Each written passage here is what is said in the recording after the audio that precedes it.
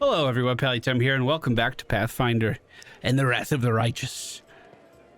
I just woke up in game. Usually Ember's hanging out in my room, but now in my room, it's just a bunch of fucking demons. I'm not really sure what that's about yet. The demons were killed recently, no doubt to that, but it's not clear if it happened here or the bodies were brought in from somewhere else. There's a demon's head in a plate. Note to self, censor that because it was in the first 30 seconds of the video. Well, him just like a cat leaving gifts for you. Well, okay. Great. I asked chat, because we are recording these episodes live on Twitch every Tuesday and Thursday, what mission they would like me to do. And almost unanimously, the Burning City was selected. In order to start this quest, we have to talk to Staunton Vane, which is the dwarf that was actually with us as we left the shield maze, right? We came up here with him, and then he's just been sitting in the corner, and I haven't spoken to him yet. The dwarf resembles an abandoned citadel, one whose high, crumbling walls are still holding fast, but whose empty, lightless windows make it clear to all of those inside that it's dead. Oh, it's you. Good work back there at the Grey Garrison. My name's Staunton Vane. If you've heard rumors about me, his face, which looks like it's never known anything as carefree as a smile, grimaces. Just so you know, everything people say about me is true. Well, actually, I'm hoping you could tell me where to find the elf called the Storyteller. Actually, what do people say about you? They say I'm a traitor, as bad as Erlu Vorlish. That I'm a disgrace, even among the ranks of the condemned. So you're saying they're a suicide squad? The Queen Goffrey should have never spared me. That I belong in the gallows. Okay, great. So about the Storyteller. The Storyteller, eh? Staunton strokes his beard in thought. A strange old fellow, that one. He used to sit with me for hours, asking about all sorts of things. He never offered judgment or comfort. He just listened. At first, I wanted him and his questions as far away from me as possible. But later I realized that talking to him did ease my burden a little. I hope he's alive and well. He's completely blind and feeble too, so if he's alone in this city, well, you probably know what that means. Nanny Danny, thank you so much for the 3 months. And before I forget, thank you to everyone who hits the thumbs up button on this video on YouTube to help us out with the algorithm. It just takes you a second. And know that I appreciate it. I do know one place he might be. Look for him in the Black Wing. It's a library here. I'll show you where it is on the map. I don't know what use a library is to a blind elf, but he loved that place. He would sit there all day and night. You really don't have any friends, little guy? What about it? The dwarf's tone makes it clear that he has no interest in your answer. Did I say the wrong thing? None of these don't... Oh. I've seen how the other soldiers treat you, is what I said. And what about it? Well, I mean, guilty or not, they don't have any reason to treat you that way. What rights does a traitor have? Do you really not have any friends? I couldn't have survived this long if I was completely alone. Joran, my little brother, he keeps me going. He's never abandoned me. Everyone else shies away from me like they might catch what I've got. Even fighters of the condemned console themselves by thinking I got stripped of my rank, but at least I'm not starting. Commander Tirablade seems to be the only person in the whole army who remembers that I'm a soldier and not a drudge. She has no qualms about taking me into battle. She's had some mud flung at her in the past, or so I hear. That's why she tries to keep an open mind about people. It's no surprise that she's the only one to hold on to her sense of reason in this farce. All right, bud. Well, it was great talking to you. I'll give him a little pat on the head. Go on, then. Maybe we'll see each other again. He was super duper helpful. I like him. I also like anyone that's in the Condemned because I get to say, this looks like a suicide squad. Oh, 8:30, lights turned off. Time to stop working, boys. So the Blackwing Library is actually not too far away from the Ancestries and Wonders shop that we spent a little bit of time in not long ago. We do have to travel over the rift to get there. Oh, we have to travel a long way to get there. Oh yeah, because there's a wall in the way. This journey's gonna take 4 hours. No whammies, no whammies, no whammies. I have a feeling we're gonna encounter a little bit of something. Does the color of this line mean anything? Ooh. A new location has been discovered. A hanged cultist is on the path. And the party stops to investigate. Reagents in this location: flour, a crooked paw, elemental essence, and meteor dust. We then carry on towards the library. And a lost bag catches the eye. What do you think saw it? I think Hammond saw it. There better be food in that. Edible moss, butter, fairy mushrooms, forked tongues, pudding. Come on, Hammond, let's go. You gotta stop thinking about food. And we finally make it to the library. Oh, and this place has seen some better days. Caleb and a crusader on the far side of the room. Can't hide from me. We do see some loot up ahead. The great library of Canabras has been ravaged and wrecked in the most barbaric way. It seems that someone took perverse pleasure in smashing lamps and furniture and tearing pages out of books.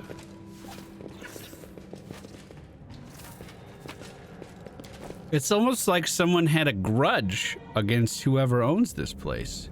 Added armor, light armor. 1 AC? Would that go to like Nenia? Would that go to a wizard? Loot in the front, we'll check that out. I haven't saved in a while.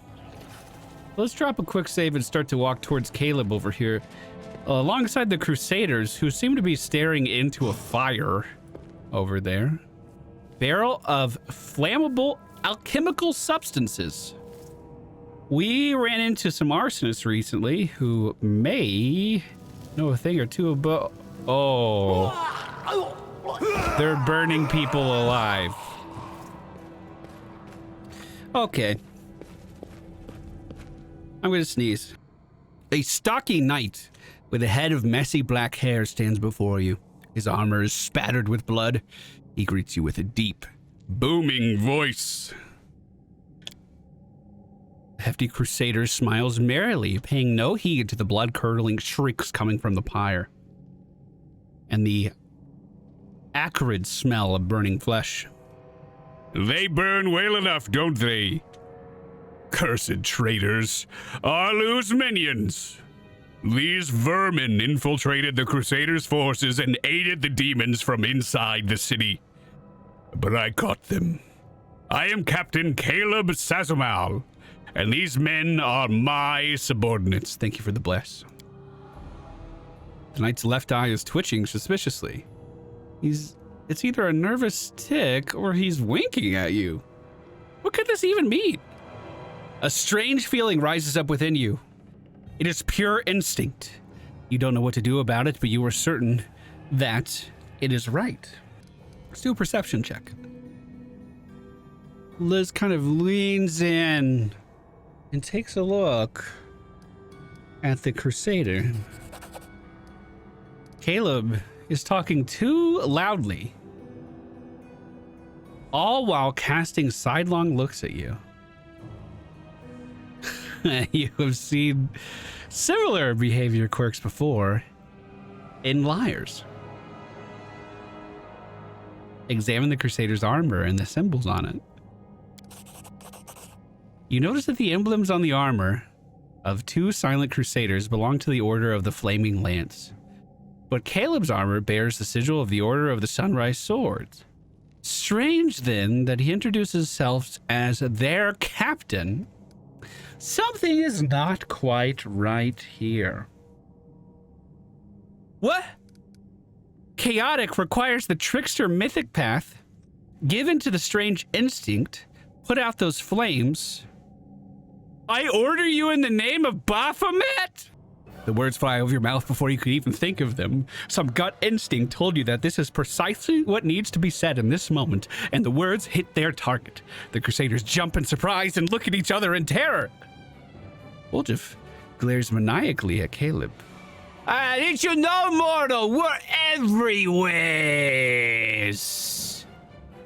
Ma'am, we didn't know you were one of us. You heard her. Put out the flames. Cuffing his lackeys round the head, Caleb herds them straight towards the fire. All three of them start trying to fight the flames, showing no concern for their own safety.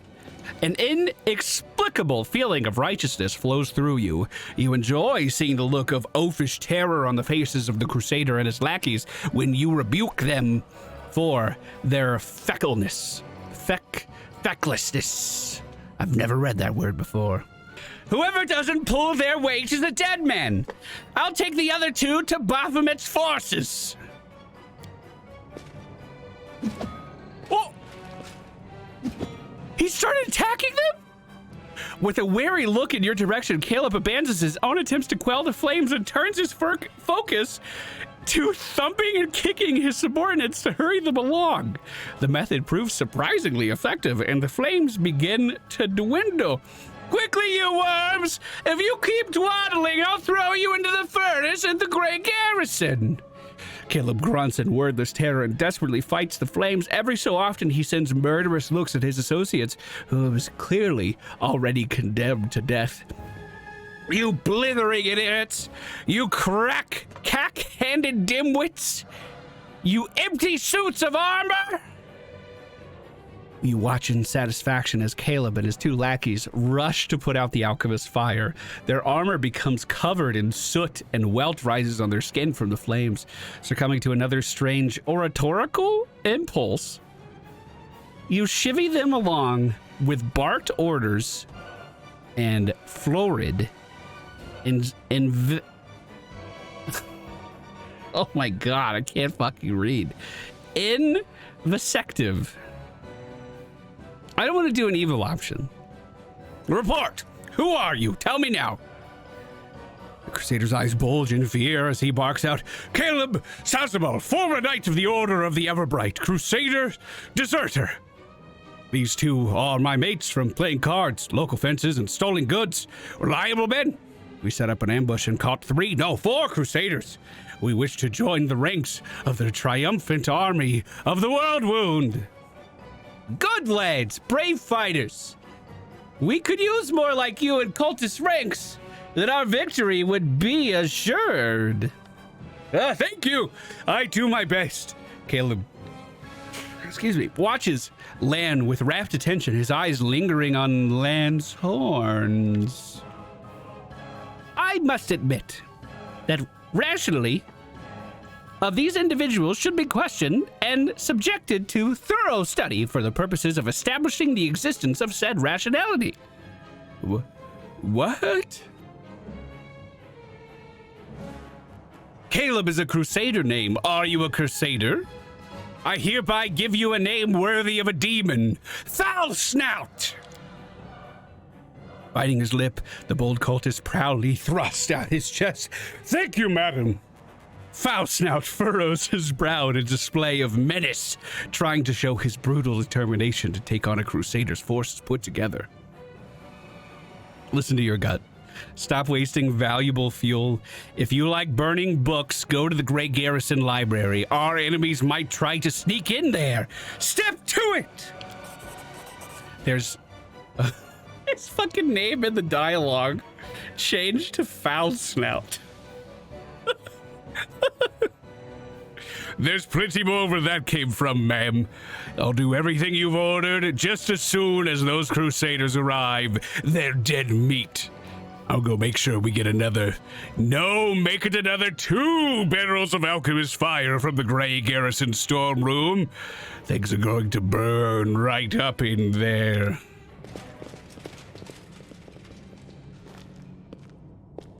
Hey. You okay? Oh, it's the storyteller. He's old! I have an old voice! A blind elf stands before you. He looks extremely strange. His face wears its years heavily, which is unusual for members of his race.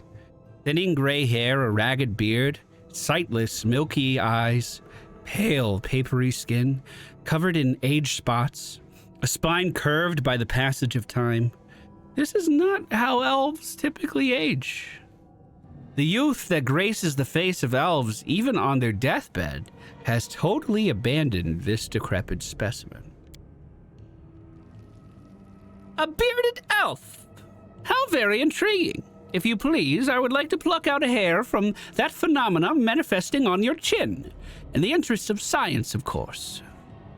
The old elf holds out his hand in your direction in the perennial gesture of the blind, greeting you with an unexpectedly strong, calm voice.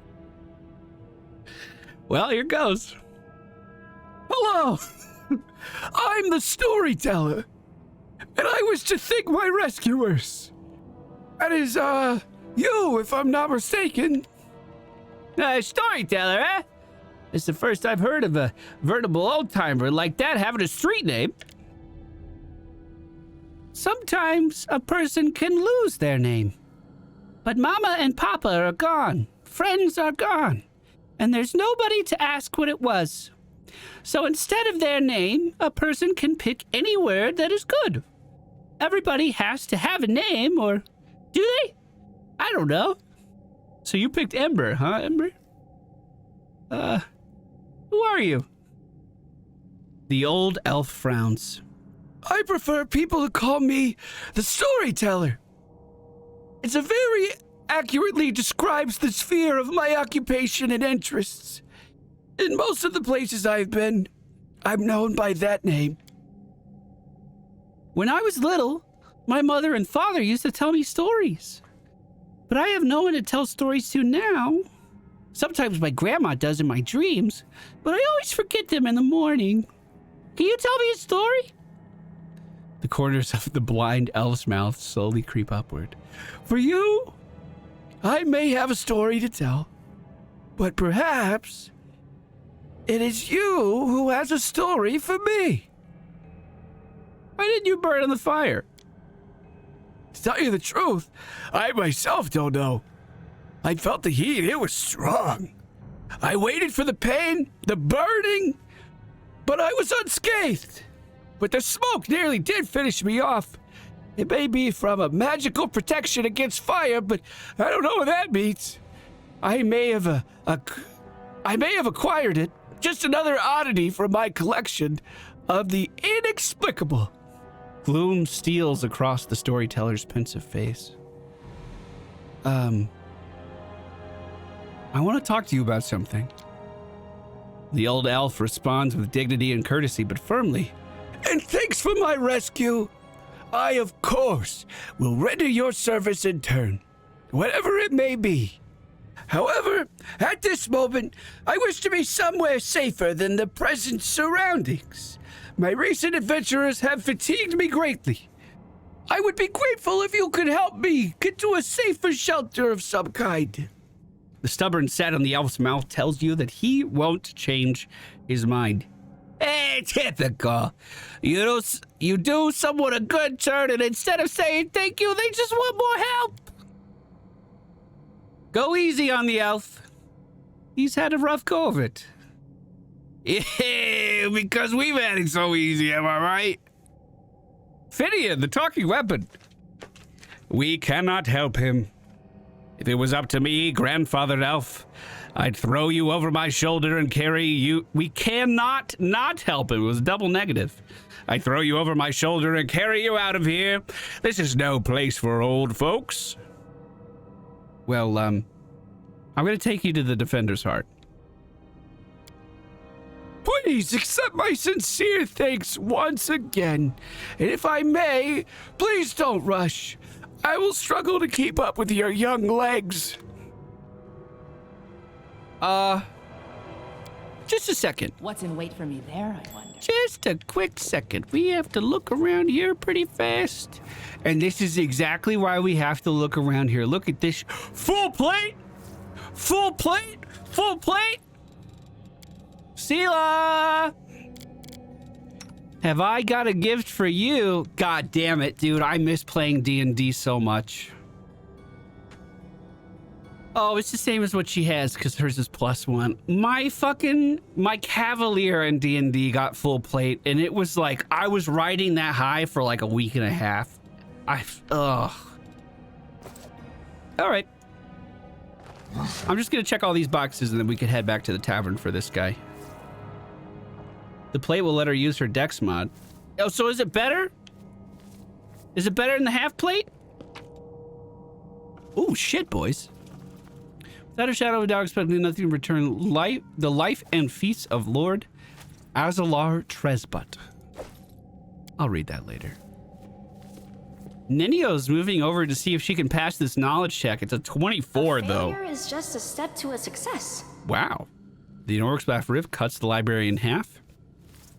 Oh, she failed it. Liz, can you try? No, it doesn't look like we can.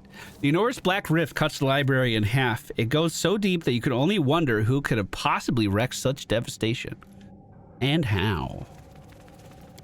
What about this over here? The bookcase is full of text describing demons and methods of fighting them. Regrettably, all of this knowledge wasn't enough to save Canabras from the spawn of the abyss.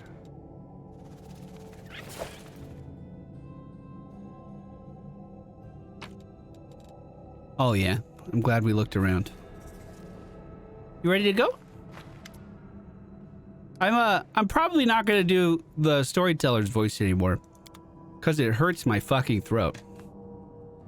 But that was the voice I did for Professor Oak in Pokemon. It's the only old voice I have. I don't think it's very good. In fact, it may have actually gotten worse as my other voices I could do kind of improved. Maybe it's just because I haven't practiced it. Oh, he's over here. This way.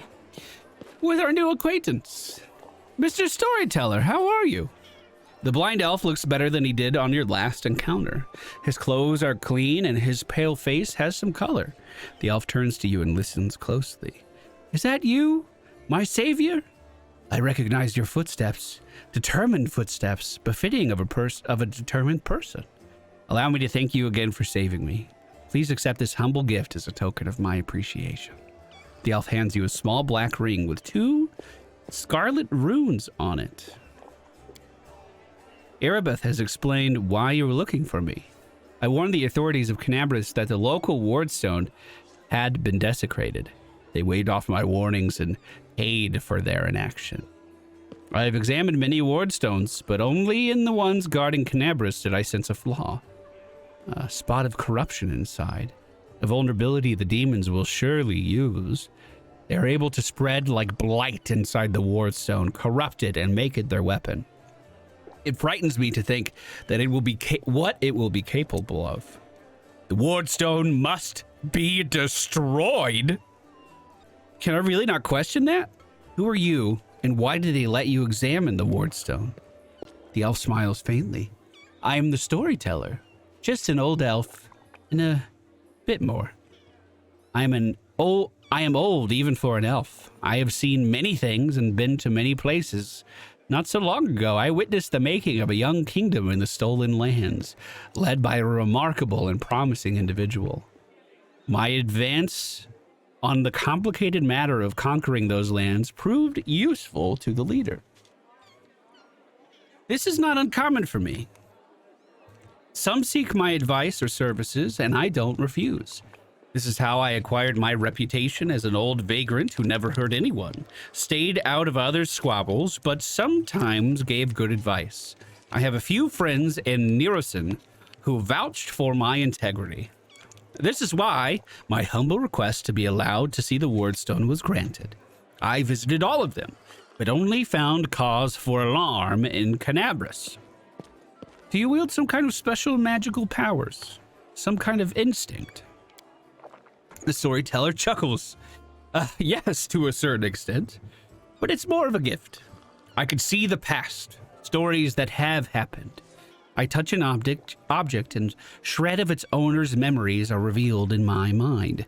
Their emotions, passions, and tragedies. I see visions like I am them, and their stories happen to me. This is my power. I've been roaming the world gathering such stories for many thousands of years. One day, I will gather them all. Young Kingdom is the last game, by the way. I was kind of wondering that. Isn't there a Star Wars character that's blue? That was like a general that has a... I can't think of his name. That has a similar power.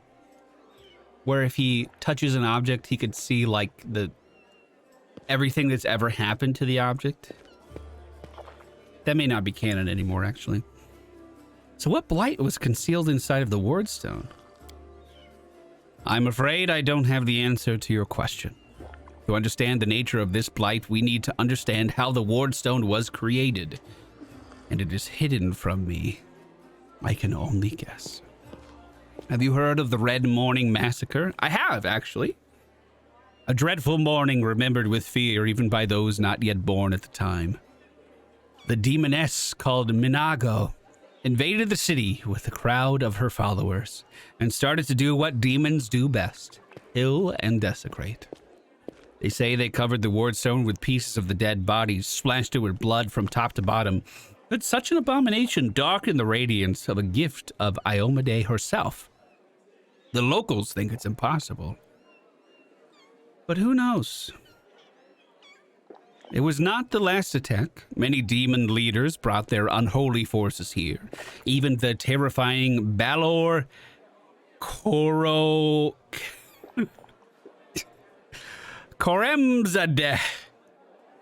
Their attackers were rebuffed, but they still reached their target. I think this is when the seed of corruption was planted inside of the stone. It wouldn't have grown on its own, but the Discari himself has now come to take advantage of this weakness. To open the abscess that has been festering for years, unnoticed by the people of Canabras. But when the demon lord struck the blow, the weakened stone gave in. Now it's now in the demon's hands, and nothing is stopping them from spreading the blight throughout the entire stone, and from it to the other stones along the whole perimeter of the world wound. Why did you travel to the Wardstones? Didn't he kind of just fucking say that? I tried to see their stories. The visions I had when I touched the Wardstones were unclear. Saw hundreds, maybe thousands of different stories at the same time. They followed each other like flashes of lightning. It was impossible to separate them. I couldn't understand where one of them ended and the next began. Well, I've heard you, Storyteller. Is this me saying goodbye? In that case, you must make every possible effort to destroy the corruption. Unfortunately, I don't know where to get an instrument powerful enough to banish it from the Wardstone. As far as I know, there is nothing like it in all of Canabras. But the demons might have something. I heard the dying roar of Terendelev, the Silver Dragon, the protector of the city. At the same time, I felt a wave of unfamiliar power sweep over me from head to toe. I would advise you go to where Terendelev perished and search there for something. I'm sorry, I can't be more specific. My intuition and a strange sense of rightness tell me to point you there. Present a strange purple stone knife. We've been to where Terendeliv perished, and I found this there. What do you make of it? Storyteller reaches out and says softly, even from here, I could feel the strange energies emanating from that object. If you don't mind, I'll examine it using my method. I will try to see the past of its owner, their emotions, and shreds of their memories. Maybe it'll help us better understand what we are dealing with. The storyteller touches the knife, his fingers clamping around the hilt with a hungry, masterful grip. His face contorts to an evil grimace, his voice disgustingly raspy. I can do that. Hunger. My many legs bring me into the lair to my mother's feasting hall. Her swollen body, overfilled with food, is so huge that I have to look at it with all of my eyes at once. On top of her scrawny little head with a long beak, this is always yearning for more food. You feel feverish, and your chest, where the mysterious wound is concealed, feels hot. Your mind is flooded with a wave of visions that repeat the words of the old elf. Mother greets me with a placid screech. Stupid, greedy wretch, whose only achievement is my birth. A creeping, wingless creature. It's your fault I have no wings. A symbol of greatness, a birthright I should have received from my mighty father. Mother points me to a crowd of whimpering subjects, suggesting I fortify myself with their pathetic flesh. Not today. I summon my spawn, and they fly to me, enveloping me in a teeming cloud. Like a dark, buzzing wings, they unfold behind my back and lift me up. Mother has always been stronger, but she did not expect this. I dive on her and rip her limp, bloated body with my claws. Ichor splattering the bone spurs on my heels sink into her flesh. I clench her pitiful tiny head and tear it off with the shreds of meat. Victory! I am the strongest. I am the son of my winged father. The elf grimaces with distaste. His voice becomes normal again. Appalling. Stories like that are the most difficult ones to keep with me. Did this knife belong to a demon? The storyteller opens his mouth to answer, but sudden spasms cross his face. A new vision, a much stronger one, engulfs the old elf. The malevolent undertones vanish from his voice, and it grows more determined and tired. Even looking at the ward stone is difficult, despite the corruption nesting in it. It still has an aura of strength. Your fingers clench the stone hilt so tight it hurts. A little spot of a flawless surface, the ward stone draws your attention. It looks like a butterfly. Corruption in the guise of something utterly harmless. But it will grow. You swing and stab at the butterfly with a knife as hard as you can. Your fingers cramp painfully. A howl invades your ears. Light! White light everywhere. The stone knife falls from the old elf's hand. Out of breath, he drops to his knees. He's trembling, the terror on his face so unlike the usual dignified manner. What was that? That was not the past. That was something yet to happen. Or rather, might happen. One of the roads of the future.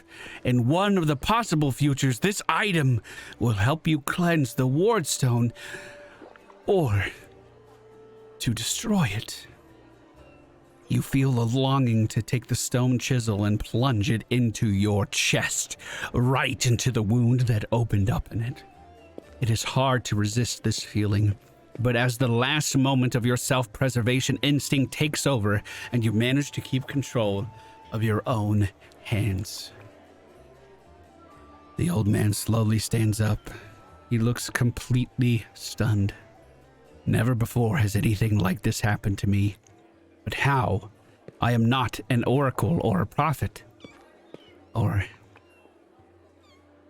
is this another riddle from the past that has caught up with me? I must find out. Seeing stories that have happened is one thing, but seeing stories that are yet to happen, I don't know why this is happening now. But there is one thing that I am sure of. This is not a coincidence. This is a sign of coming changes, great changes. Liz softly says, I shared your vision. And the knife. And she looks down at where the wound used to be on her chest. It tempted me. Did you? You saw what I saw? This has never happened before either. Could it be the magic of the object that you brought me? I sense dark energies in it that can cloud and charm the mind. Be careful with this item. It may have tried to influence you, but you managed to overcome its power and subdue it. Or perhaps something else happened to us. Something we don't yet understand. Can you see the future? He was pretty fucking clear he's never done that before. Can you see the future? I don't know. Obviously I can, but nothing like this has ever happened to me before. You don't say. Well, the future never opened its secrets to me before I met you. Gods, who are you and why have our paths crossed? I feel this is not a coincidence. Something monumentous is happening. Destiny is pushing us towards something. But what? Questions without answers. I swear, this morning I couldn't have imagined what awaited me. Maybe it's the knife that gives you the power of divination. Do you want to hold it again? This knife is a powerful artifact, but I feel that its power is of a different nature. No, I felt the same as I did when I tell the path. This is my gift, but it manifested in a completely abnormal way. Is what you saw destined to happen, or can we change it? No, the future is not set. It used to be a long time ago when the god Arudin guided Galorian, but not now. Prophecies do not come true, or they do, but not the way they were supposed to. I only saw one version of the future, one of the paths leading to it, but the choices have not yet been made, and our destinies are not set in stone. Do you have any idea who you were inside of that vision? I don't. Someone strong and desperate enough to resort to extreme measures. I felt that what I was doing had to be done. Well, that was incredible, my dude. A few moments ago, I would have agreed with you. I said his powers were strong. Or his powers were amazing. A few moments ago, I would have agreed with you. With the things that just happened, it disturbs me. My gift has never manifested like this. Something has changed. And these changes frighten me. Can I have him examine Radiance? Please examine the items I'm carrying. Perhaps one of them could tell us a story. Let me touch them and I'll tell you what I see. The old elf carefully takes Yanel's sword, Radiance. This is what I wanted. Powerful forces lie dormant in this sword. It used to belong to an incredibly bright and daring soul. Storyteller's hands run carefully down over the scale that has still not lost its shine. Proud Terendiliv, protector of Canabras, you devoted your life to serving people. Your death is a great loss, but maybe I will be able to find something about you that is unknown to your many admirers. I like the writing there. You can tell just how eagerly he's waiting for like this vision to kick in. Storyteller Hand touches Finian. Oh, he moved on to another object. What a peculiar weapon. I sense intelligence in it, but it seems dented. Grandpa Elf, watch where you're poking your fingers. The storyteller fiddles with a fragment of a gold buckle.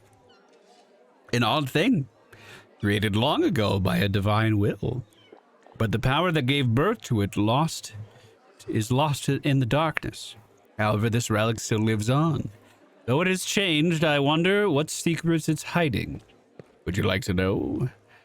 Bring me 5 vials of magic essence, and I will revive this object, and with it, its story. What buckle is he talking about? Restoring the broken gold buckle. I don't think I knew I had this. Present radiance. What do you see in its past? The storyteller touches the blade with his finger. Sadness rings in his voice. Dresden is doomed. Demons attacked right when we lost the protection of the Sword of Valor. My city, my bastion of hope. We built you as a symbol that the lands mutilated by the Abyss could still be restored to mortals. Now you are perishing, and there is nothing I can do. We retreat. No, we flee! A frightened crowd rushes out into the night through the southern gate. They are chased by angry howls of demons, killing the last defenders of the citadel. My heart goes out to them. I am standing still on the wall. I am covering the retreat. Demons do not attack. They seethe around you, fall from the sky, strike from all sides at once. They cannot be stopped, but they can be distracted. I run to the upper floor of the gate tower. Radiance glows with a golden light in my hands. I permit myself to close my eyes for just one heartbeat. I imagine that the soft glimmering of the sword I see through my closed eyelids is the light of the summer sun. I smile and open my eyes and call out, "Hey, Discovery Spawn! Who wants the best trophy of the night? You know my name, Yeniel. You know how many of you I've killed with my very hands. You want to curry favor with Derazand, Minago, or the echo of your lord? Bring them my head if you can." Roaring and screaming, they rush towards me in a wave of deformed bodies and unfurled wings. The wave crashes against me, spattering my armor with bloody froth. Broken wings and chopped up bodies plummet to the floor of the tower. In the heat of battle, I see Joran's pale face down there. He looks up at me in desperation, but he can't help. He's carrying 2 wounded on his shoulders. My city will fall, but my friends will survive. This is what I am fighting for. I am covering the retreat. The flow of fleeing people gradually dwindles. My armor is broken in many places, and I cannot heal my wounds anymore. The last demon I stabbed with radiance suddenly recoils, tearing the handle out of my blood-slickened hands. He flies up, but falls somewhere far behind the walls, by the road being taken by those fleeing. No more golden glow in my hands. The night closes in on me, filled with shrieking, mocking demon laughter. Dresden, I'm dying with you. Light of my sword, righteous Iomade, accept my soul. The storyteller runs his hands along the blade with a sad smile. I know whose memory this is. I've heard about her so many times. Yeniel was a true crusader. Touching her memories is so cleansing. Could you see the future of that sword? Just one of the numerous possibilities. The blind elf touches the sword hilt, the metal rings in his voice. I slide out of my sheath swiftly. That one guy said he was going to make us a sheath. I proudly watch the army of warriors led by my lady. I sing, slashing the air, putting courage into their hearts. I am radiance! Tremble, city of Dresden! My lady Yeniel has perished, but I am not done yet. This is so good. I really enjoyed reading that.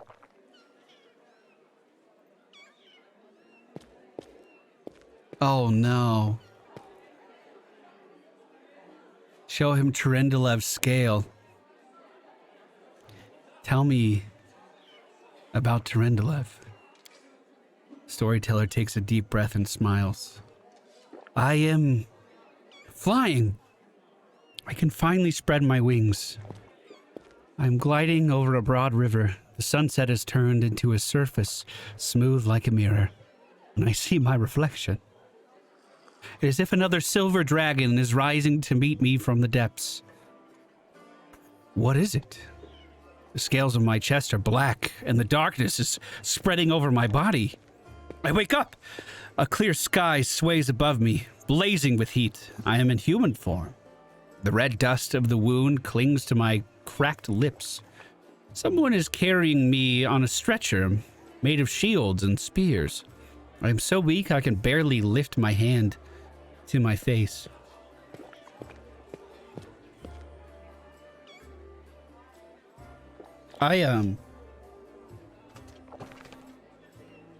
I've told this story before, but something about Tuesday made me remember again.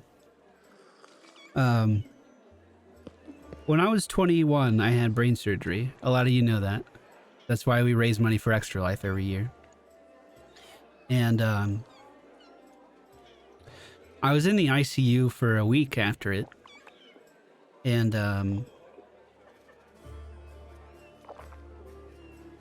I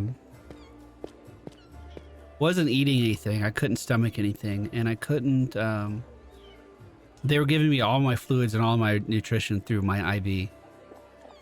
And the nurse came up to me, and the nurse staff was so fucking nice in the ICU, and she was like, "Do you want to go home?" And I was like, "Yeah." I hate hospitals. They give me so much anxiety. And she said, "Then you need to eat." And I said, "Okay." And she left some shaved ice on my tray, and she was like, "Just eat this. We'll start with that." And my dad visited me every day in the hospital. He was there the entire fucking time, almost. He would just swap out when my mom came. And what reminded me of it is yesterday when I was having coffee, I was just kind of sitting here with the coffee like leaning up against my chest for a while. And in the hospital, I picked up the shaved ice, you know, a little cup, like a little yogurt cup. And I brought it to my chest, and I opened it. Or my dad, the nurse actually opened it. It was already opened. And I had it right here. And I was looking at the spoon that was on the table. Hold on, I don't want to cry. I was looking at the spoon that was on the table, and I realized that it was taking all of the strength I had to hold yogurt here. Don't give me money. And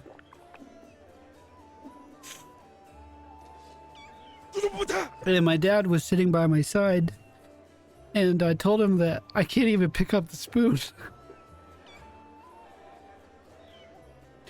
So he fed the shaved ice to me. And I remember just thinking that I never wanted to feel that weak again. So I got out of the hospital and I started working out. I'll be right back. I'm fine, don't worry. And I just remember that I knew that I was strong enough to pick up a spoon. But literally, I could not force my arm to do it. And I don't know, something about yesterday reminded me of that. And then when I read this, that they could barely lift their hand up to their face, I just wanted to give context that like literally actually happens. You can be so weak and so tired that you can't even use the muscles in your own fucking body. And it's scary. And it feels terrible. The sight of my own hand terrifies me. It is black and the skin glistens like scales melted by fire. I probably ought to cry. But I only feel hatred and nausea. All these people around me, out of sympathy for them, do I choose to leave the mountains. I gave up my fights over rivers. I went to the demon's lair. They don't have a scratch on them. But I am infected with foulness. It's not fair. My life is more precious than their pathetic existence. Oh, how I hate this moment. And then I suddenly feel shame. No, no. These are not my thoughts. The Crusaders that carry me are good friends. I am glad they did not suffer, but I hate them and myself so much. Pain and hatred pierce me all at once. It's all because of them. All because of them. Someone walking beside me talks to me, but the only thing I hear is, your mentor will come. He will help. And I lose consciousness. The storyteller takes a deep breath, exiting the vision. Such hatred from Tyrendelev. Wasn't she on our side? Tyrendelev has come a long way. Her unit was ambushed by demons once, and she was infected with foulness. The Tyrendelev you met in Canabris has gone through many trials and regained her former purity. What happened next? The storyteller puts his hands to his forehead. Sometimes the past can be vague as the future, as vague as the future. We all know how Tyrendelev's story ended, but the beginning is hidden from us. Maybe if you find something else that used to belong to her, we will know more about her struggle. However, no matter what we learn, remember, her soul, the soul of a true dragon, overcame every obstacle, endured every torment. She was able to purify herself, for dragons are truly powerful, not only in body, but in spirit, too. I'm going to show him Finian, our talking weapon. Hello, Grandpa Elf. The storyteller carefully takes Finian from your hands. Hello, Finian. He closes his eyes and takes a breath. His face contorts into a painful grimace. I'm coming to again. How long have I been here? They kept me in a cage for 3 days. I know this because 3 times the light under the door disappeared for a long time. They have chained me to the table and the bladesmith. Everyone calls him the bladesmith. He placed a device with a jar over me. It feels like I'm being fried. At first, I tried to break free, but then I got tired. Then I screamed, but now I've lost my voice. The pain is burning right through me. The storyteller stops. His voice changes, becoming more frightened. I think I lost consciousness again. But when I woke up, the pain was gone, and I wasn't tied to the table anymore. I was standing near it, and someone else was lying on the table. A burned corpse covered in a black crust. The master took out his handsaw and was sawing off his head in a very focused way. I should have run back then, but I couldn't for some reason. The burned corpse had a symbol on it, his belt, just like I do, an eye and a star. My favorite belt. It was a good belt. Where did this stranger get one? It must have been someone from my clan, some distant family member. The storyteller stops. When he speaks again, you hear only a muffled whisper. Those crusaders. I was glad when I saw them. I thought they'd come to help, but how? How was it that I killed them all? Someone told me to, and I obeyed, and I don't understand. I understand nothing now. I need to catch my breath. I need all this to stop, even just for a minute. I just have to understand what's happening to me. Just need to rest. The storyteller shakes his head, slowly coming to his senses. That's Finian's past, but what awaits him in the future? You know what? Some mysteries are better left unsolved. Thank you for your story, storyteller. The storyteller gives Finian back to you. Please take care of this young lad. He is finally in the right hands.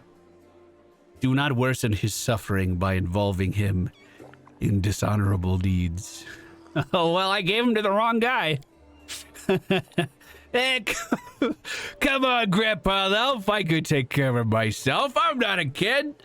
I don't know what horrors you were talking about. But don't worry about it, all right? Look after yourself. You know what, storyteller? I think I have some other things I need to get to. But thank you for your time and for sharing your gift with me. Return with new stories and I will be waiting. That was nice. I don't know where all that emotion came from halfway through. What the fuck was that? But that was nice. Carry me.